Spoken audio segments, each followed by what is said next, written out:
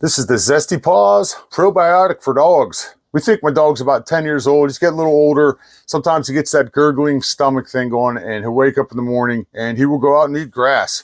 It was suggested to me that I get him some type of probiotic. I got the Zesty Paws. I'm going to give you an honest review here. He doesn't really think these are the greatest thing in the world. And that's probably my fault because I got the pumpkin flavored one. He would be more likely to like the bison or the chicken one. I just want to show you what these things look like. Believe me, he'll eat them. It's just, it's not his favorite thing in the world.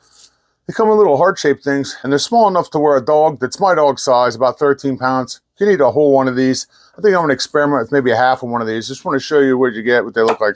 They're kind of like little cookies.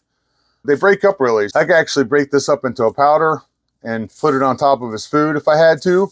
You know, mix it with something that he likes. Maybe some cheese. Easy enough. Look at that. Turns into a nice fine powder. So I can say at least that it works for him. He wakes up in the morning, no gurgling stomach. He's not out there eating grass. He actually had a lot of pep in his step this morning before we went on our walk. Try these out if you're looking for a probiotic for your dog. Zesty Paws.